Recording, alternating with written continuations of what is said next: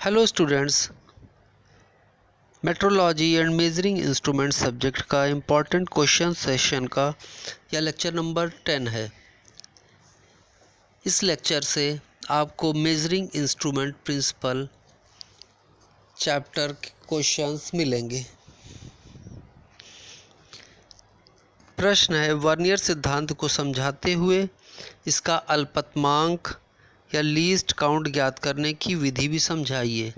इस प्रश्न को 1996, 1997 तथा 1998 में पूछा गया था और महत्वपूर्ण प्रश्न है। वर्नियर सिद्धांत या वर्नियर मेथड, जब दो ऐसे पैमाने या स्केल्स जिनके भागों के मध्य अत्यंत कम अंतर हो, तब उनके मानों के अंतर का मान मापन की शुद्धता बढ़ाने के लिए प्रयोग किया जाता है। यहाँ पर वर्नियर में दो पैमानों का प्रयोग किया जाता है।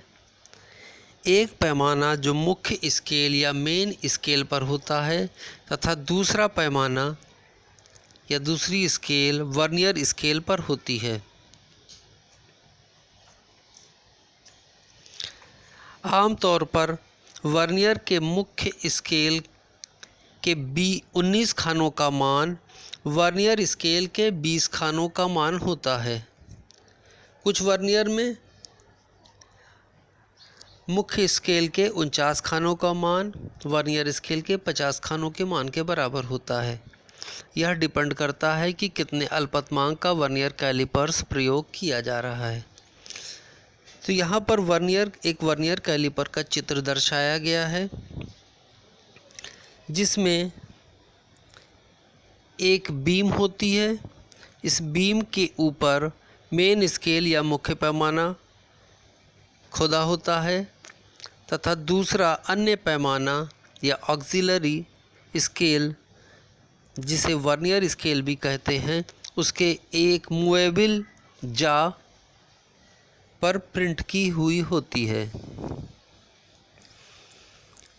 वर्नियर में दो जबड़े होते हैं, एक फिक्स्ड जबड़ा या फिक्स्ड जॉ तथा दूसरा स्लाइडिंग जॉ होता है। इन दो जबड़ों के बीच किसी जॉब की बाह्य माप को मापा जाता है तथा मापे जाने वाले एलिमेंट को इन दो जबड़ों के बीच पकड़कर मेन स्केल तथा वर्नियर स्केल की मापों को पढ़कर कैलकुलेट कर लिया जाता है और उस ऑब्जेक्ट के उस विमा का मान पता लग जाता है। इसके ऊपर की ओर अंदर की माप करने के लिए दो और जबड़े होते हैं, जो कि अंदर की माप के लिए बनाए जाते हैं और किसी अंदर की माप को करने के लिए उसको उस ऑब्जेक्ट के आंतरिक किनारों के बीच फंसा दिया जाता है और अंदर की माप हम मुख्य स्केल तथा वर्नियर स्केल के द्वारा निकाल लेते हैं। इसी प्रकार इसके बीम के नीचे की ओर एक पत्ती बाहर निकली होती है, जिसे डेप्थ मेजरमेंट प्लेट कहते हैं। इसके द्वारा हम किसी ऑब्जेक्ट की गहराई को माप सकते हैं। यहाँ पर इस शोल्डर से इस नीचे वाले शोल्डर के बीच की गहराई या बीच की दूरी को ज्ञात करने के लिए वर्नियर के बीम को या मेन स्केल वाली बीम को इस ऑब्जेक्ट की एक सरफेस पर टिका दिया जाता है तथा जबड़े को नीचे खसकाकर नीचे वाली सरफेस पर टिका दिया जाता है और मुख्य स्केल तथा वर्नियर स्केल के द्वारा रीडिंग ज्ञात कर ली जाती है। वर्नियर कैलिपर्स का अल्पतमांक दो विधियों से निकाला जा सकता है। दोनों विधियों के फार्मूले यहाँ पर दिए गए हैं। पहली विधि के अनुसार वर्नियर कैलिपर्स का अल्पतमांक = मुख्य स्केल का अल्पतमांक ऋण वर्नियर स्केल के अल्पतमांक के बराबर होता है। दूसरे सूत्र के द्वारा वर्नियर कैलिपर्स का अल्पतमांक इज इक्वल टू मुख्य स्केल के एक भाग का मान बटा में वर्नियर स्केल पर बने खानों की संख्या के द्वारा निकाला जाता है। अब एक एग्जाम्पल लेते हैं। यदि वर्नियर के मुख्य स्केल का अल्पतमांक जो कि इसकी बीम पर प्रिंट है या मेन स्केल बीम पर प्रिंट है, यहाँ पर 0 के बाद जो पहला खाना होता है उसके एक खाने का मान 1 mm दिया गया है, क्योंकि यहाँ से 1 के बीच 10 खाने हैं। इस प्रकार मुख्य स्केल के एक खाने का अल्पतमांक 1 mm तथा वर्नियर स्केल पर भागों की संख्या 20 दी गई है, अर्थात वर्नियर कैलिपर्स के 20 भाग मुख्य स्केल के 19 भाग के बराबर होंगे। तो वर्नियर स्केल का अल्पतमांक हम यदि पहले फार्मूले से निकालते हैं तो वर्नियर स्केल का अल्पतमांक इज इक्वल टू मुख्य स्केल का अल्पतमांक ऋण वर्नियर स्केल का अल्पतमांक। तो चूंकि वर्नियर स्केल के 20 भाग मुख्य स्केल के 19 भाग के बराबर है, अतः वर्नियर स्केल का अल्पतमांक 19/20 प्राप्त होता है। इस प्रकार हमें इस वर्नियर कैलिपर्स का अल्पतमांक 0.05 प्राप्त हो जाता है।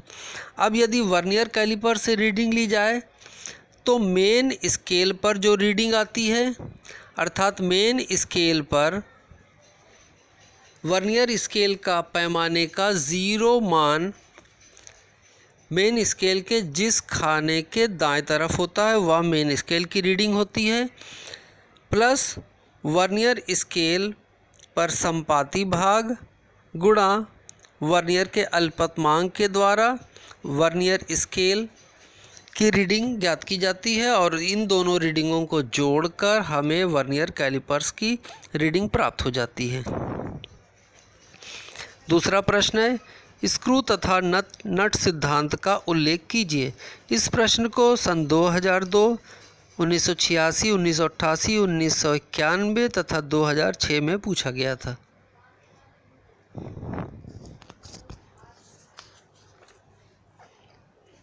स्क्रू तथा नट सिद्धांत, screw and nut principle. Screw and nut principle के अनुसार जब किसी स्क्रू के नट या ढिबरी को एक चक्कर घुमाया जाता है तो वह नट स्क्रू के अक्ष पर स्क्रू की पिच के बराबर सरल रेखीय गति करता है।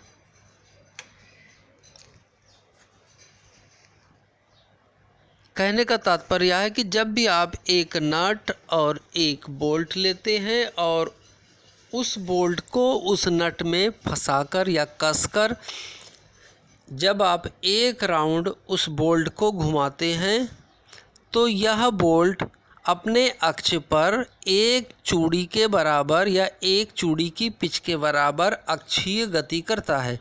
यही स्क्रू और नट प्रिंसिपल है। यदि स्क्रू चूड़ी का पिच वैल्यू P तथा नट की परिधि पर बने भागों की संख्या N है तो स्क्रू की परिधि पर नट के 1/n भाग घुमाने पर नट द्वारा चली गई दूरी इज इक्वल टू P/n होती है। इसे इस नट तथा स्क्रू का लीस्ट काउंट या अल्पतमांक कहते हैं। अब यदि स्क्रू गेज प्रयोग किया जा रहा है तो स्क्रू गेज का अल्पतमांक इज इक्वल टू स्क्रू की पिच P या नट द्वारा एक चक्कर में चली गई दूरी बटा में नट की परिधि पर बने विभागों की संख्या।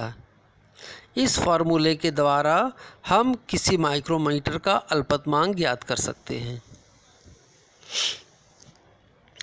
माइक्रोमीटर 0 से 25 mm, 25 से 50 mm, 50 से 75 mm तथा 75 से 100 mm आदि परासों में आते हैं, और माइक्रोमीटर की रीडिंग को हम इस फार्मूले के द्वारा निकालते हैं। सबसे पहले यह देखा जाता है कि स्लीव पर माइक्रोमीटर क्या रीडिंग बता रहा है। तो इस तो स्लीव पर जितने खाने दिखाई देते हैं वह स्लीव की रीडिंग होती है, प्लस इसमें हम थिम्बल पर चली गई रीडिंग को ज्ञात करके जोड़ देते हैं। तो थिम्बल पर आई reading is equal to screw gauge का लीस्ट काउंट गुणा में थिम्बल पर वह भाग जो आधार रेखा से मिलता है। इस प्रकार हम माइक्रोमीटर की रीडिंग निकाल लेते हैं। इसको एक उदाहरण से समझने का प्रयास करते हैं। यहाँ पर एक माइक्रोमीटर की रीडिंग दिखाई गई है जिसमें थिम्बल तथा मेन स्केल या स्लीव की स्केल को दिखाया गया है। तो यदि स्लीव की स्केल पर आप ध्यान दें तो स्लीव पर